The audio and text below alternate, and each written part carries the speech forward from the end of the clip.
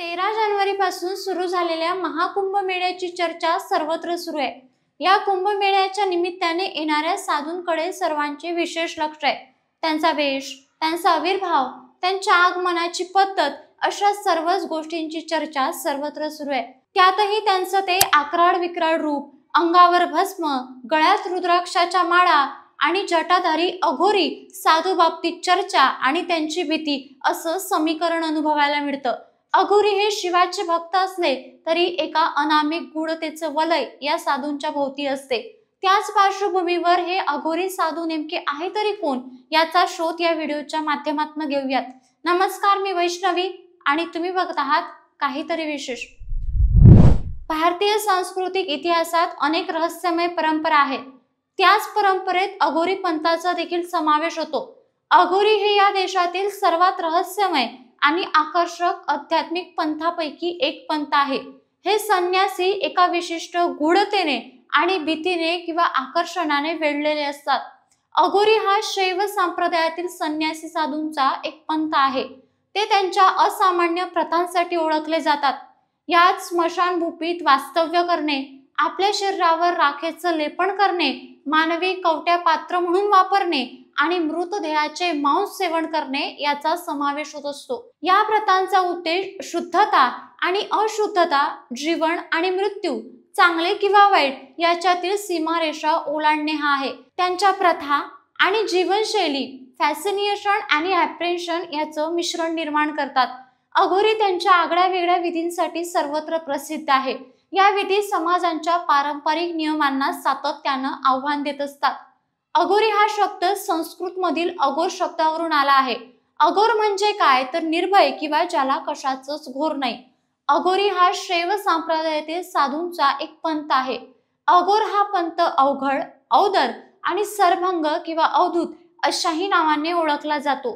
प्राचीन उल्लेखापैकी अर्थवेदात व यजुर्वेदात शिवाच्या अघोर तनूचा उल्लेख आहे। अघोरीश्वर या नावाने शिवाची उपासना म्हैसूर व इतर भागातही केली जाते। यावरून प्रस्तुत पंथाचा संबंध शैव संप्रदायातील पशुपात, कालमुख या पंथांशी जोडला जातो। हे पंथ त्यांच्या तांत्रिक साधनेसाठी ओळखले जातात। त्यांच्या साधना मार्गात उग्रदेवाची पूजा, मादक पदार्थांचा समावेश असतो। तसेच अघोराच्या काही सिद्धांताचा संबंध नाथपंथांशी देखील जोडला जाऊ शकतो। अघोरी हे अद्वैतवादी दृष्टिकोनाचे पालन करतात। ब्रह्मांडातील सर्व काही एकच आहे आणि ते ब्रह्म किंवा अंतिम सत्यापासून उत्पन्न झाले आहे असंच एकंदरीत ते मानतात। त्यांचा विश्वास आहे की प्रत्येक व्यक्तीचा आत्मा हा शिव आहे, जे ब्रह्माचे सर्वोत्तम स्वरूप आहे, परंतु तो 8 प्रमुख बंधनांनी जखडलेला असतो। हे बंधनं अज्ञान आणि दुःख निर्माण करतात। या बंधनांमध्ये शारीरिक सुख, क्रोध, लोभ, आसक्ती, भीती, द्वेष, अभिमान आणि भेदभाव याचा समावेश असतो। अघोरी हे बंधन तोडून स्वतःला शिवाशी जोडून मोक्ष किंवा मुक्ती प्राप्त करण्याचा प्रयत्न करतात। हे ध्येय साध्य करण्यासाठी अघोरी जाणीवपूर्वक अशुद्ध, दूषित आणि अप्रिय गोष्टीचा स्वीकार करत असतात, कारण त्यांचा विश्वास आहे की या सर्व गोष्टी शिवाचे स्वरूप आहेत आणि काहीही स्वभावतः वाईट किंवा पापी असत नाही। ते जीवन आणि मृत्यू यातील द्वैत ओलांडण्याचा प्रयत्न करत असतात। कुंभमेळ्यातील सर्वाधिक लक्षवेधक व्यक्तीमध्ये अघोरींचा समावेश असतो, जे त्यांच्या अपारंपरिक प्रथांसाठी सर्वत्र ओळखले जातात। मुख्य प्रवाहातील भक्तीच्या पार्श्वभूमीवर अघोरीची उपस्थिती ठळकपणे वेगळी असते। राखेने माखलेले विस्कटलेले केस आणि हाती कवट्या घेतलेले अघोरी पारंपरिक शुद्धता आणि अशुद्धतेच्या संकल्पनांना सातत्यानं आव्हान देतात। त्यांच्या काही प्रथा जसे की मांसाचे सेवन असेल, मद्यपान या मुख्य प्रवाहातील हिंदू धर्मात निषिद्ध मानल्या जातात। त्या अनेकांसाठी धक्कादायक देखील वाटू शकतात। अघोरींसाठी या कृती समाजाच्या नियमांना ओलांडण्याचे आणि अस्तित्वाच्या अंतिम सत्याचा स्वीकार करण्याचे प्रतीक आहे। कुंभमेळ्यातील त्यांची उपस्थिती कुतूहल आणि कधी कधी घृणा निर्माण करणारी असली तरी हिंदू धर्मातील आध्यात्मिक विश्वास आणि प्रथा यांच्या विस्तृत विविधतेची आठवण करून देते। युआंग शुआंग या चीनी प्रवाशाने या पंथीयांचे वर्णन करून ठेवले आहे। अंगाला राख फासलेली, गळ्यात मनुष्य कवट्यांच्या माळा व नग्न अशा अवस्थेत हे लोक राहत असतात। काही लोक झाडांच्या साली किंवा पाने तर काही व्याघ्र चर्म नेसत असतात। चामुंडा ही त्यांची प्रमुख देवता असून तिला ते नरबळी देत. प्रेतांचे मांसही ते खात. आनंदगिरीनेही शंकरा दिग्विजयात त्यांचे असेच वर्णन केलंय. गोळ्यांचे मांस वर्ज्य करून इतर सर्व प्रकारचे मांस ते खात असतात. स्वतःचे मलमूत्रही ते अन्नात मिसळून खातात. त्यामुळे अद्भुत सामर्थ्य प्राप्त होते अशी त्यांची धारणा आहे. या प्रकाराला ते अतिलिया म्हणतात. इंग्रजी अधिमानित नरबळीची प्रथा व नग्न संचार बंद झाला. मांसाच्या हाडांच्या माळांच्या ऐवजी स्फटिकांच्या किंवा रुद्राक्षाच्या माळा ते वापरू लागले.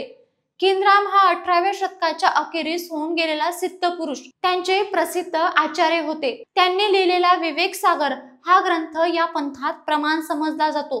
त्यांच्याच नावावरून या पंथास किनरामी पंथ असंही म्हटलं जातं. आता अघोरी या संप्रदायाबद्दल अनेक समज आहे किंवा अनेक गैरसमज देखील आहे. ते गैरसमज समजून घेऊ आणि वास्तविकता देखील जाणून घेऊ. अघोरींभोवती असलेले गूढ वातावरण त्यांच्या पद्धतीबद्दल अनेक गैरसमज निर्माण करते.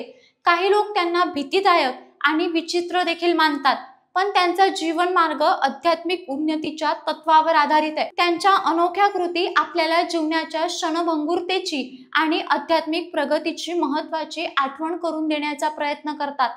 कुंभमेळ्यातील अघोरी अपारंपरिकतेच्या आणि जीवनाच्या क्षणभंगुरतेच्या स्वभावाचे प्रतीक आहे. स्मशानभूमीतील वास्तव्य आणि मानवी अवशेषांचा उपयोग अशा त्यांच्या अपारंपरिक प्रथा सामाजिक नियमांना आव्हान देतात. या मर्यादा ओलांडणे ही आध्यात्मिक प्रबोधनाची वाट मानली जाते, जी हिंदू धर्मातील विश्वास आणि प्रथांच्या विविधतेला अधोरेखित करते. त्यांच्या प्रथा काहींना अस्वस्थ वाटू शकतात, परंतु त्या कुंभमेळ्याच्या अनुभवाचा एक अद्वितीय आणि अभिन्न भाग आहे. त्या आपल्या मानवी अस्तित्वाच्या विस्तृत पैलूची आठवण करून देतात आणि ईश्वराशी जोडण्यासाठी विविध मार्गांचा स्वीकार करायला शिकवतात.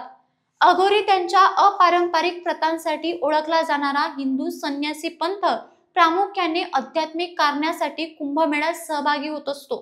त्यांचा विश्वास आहे की कुंभमेळ्यातील नद्यांचा संगम प्रचंड आध्यात्मिक शक्तीचा स्रोत आहे आणि या पर्व काळात या पवित्र जलांमध्ये स्नान केल्याने त्यांचे पाप धुतले जाते आणि त्यांना जन्म मृत्यूच्या चक्रातून मुक्ती म्हणजे मोक्ष मिळू शकते.